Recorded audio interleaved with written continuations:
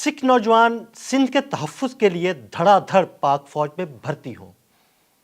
सिख आलमी रहनुमाओं ने भी पाकिस्तान के तहफ़्फ़ुज़ का ऐलान कर दिया। इस सारे मामले पर बात करते हैं सीनियर सहाफ़ी और तज्ज़ियाकार अहमद मंसूर से।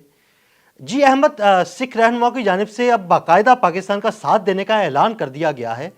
ये ऐलान भारत को किस कदर भारी पड़ेगा?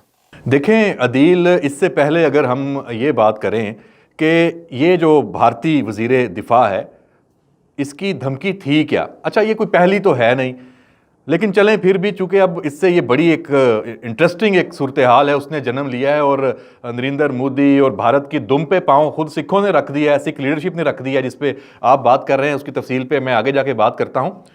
अब खामखा में आप तकरीर करें, बयान दें और आप कह दें कि जी ये सिंध है, पता नहीं कितने हज़ार साल पहले इस तहजीब का हिस्सा है और हम किसी भी वक्त सिंध वापस ले सकते हैं।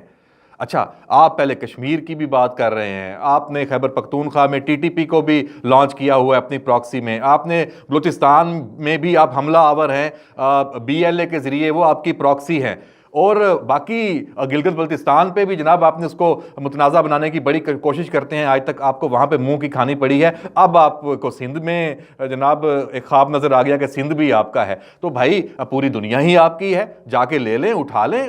लेकिन आप पहले 10 मई को तो याद कर लें जो आपके साथ हुआ था।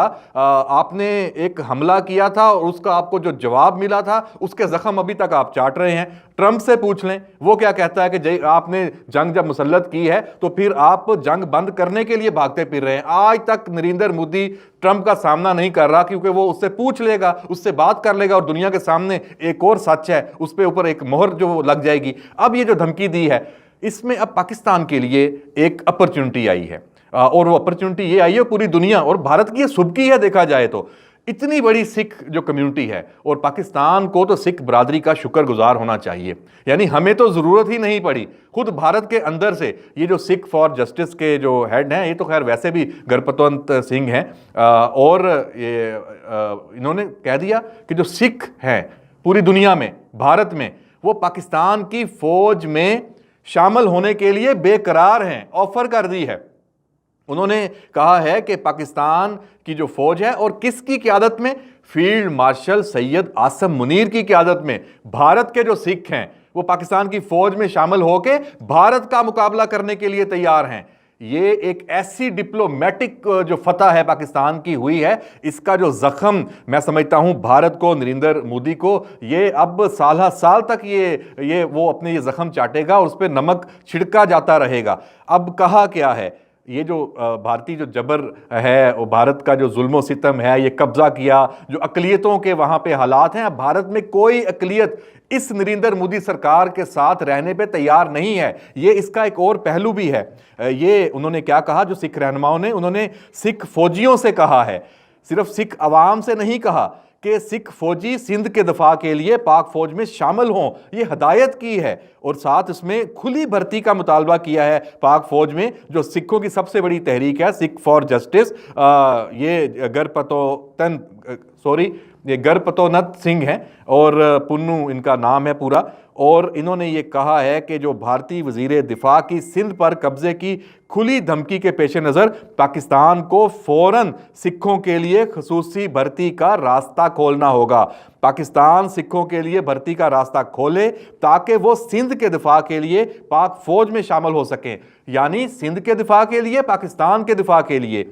और जो सिखों की इस सबसे बड़ी तहरीक ने ये बाज़ाब्ता दरख्वास्त दी है, सिख रज़ाकारों की खसूसी फहरिस्त और एक वक्फ सिख दफाई यूनिट की तश्कील करने की बात भी की गई है। मतलब सिर्फ ऐसे हवाई बात नहीं है, पूरा प्लान दिया है।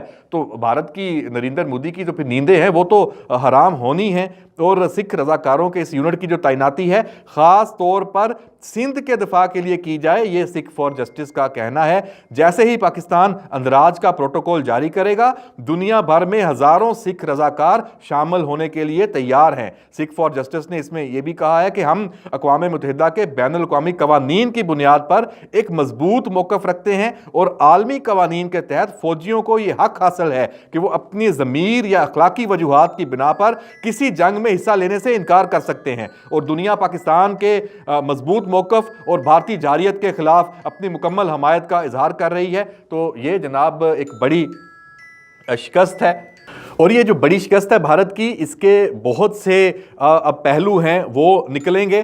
तो जनाब ये अदील साहब, ये जो मामला है ये पाकिस्तान की, मैंने जैसे कहा, इखलाकी फतह है, पाकिस्तान की ये सफारती कामयाबी है और पाकिस्तान का जो मौक़िफ़ है उसकी एक आलमी पजीराई का एक और मौका है। और भारत और वहाँ से जो धमकियाँ आती हैं, तो ये जवाब खुद भारत से आना, ये पूरा इसने एक मंजरनामा ही तब्दील कर दिया है। और इसके बाद ये जो भारत है ये कभी सिंध की बात करे, कभी कश्मीर की करे, कभी बलूचिस्तान की करे।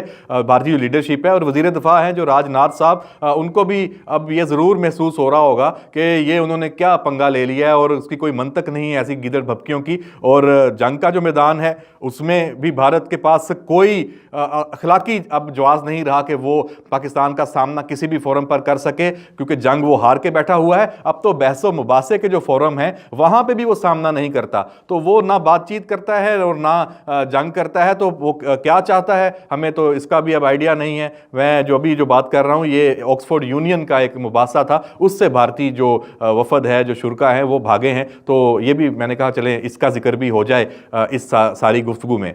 जी अदील साहब। जी अहमद मंसूर, आपका बहुत शुक्रिया, आपने इस मामले पर बड़ी तफसील के साथ रोशनी डाली। अदील अहमद और अहमद मंसूर को इजाज़त दीजिएगा। अल्लाह हाफ़िज़।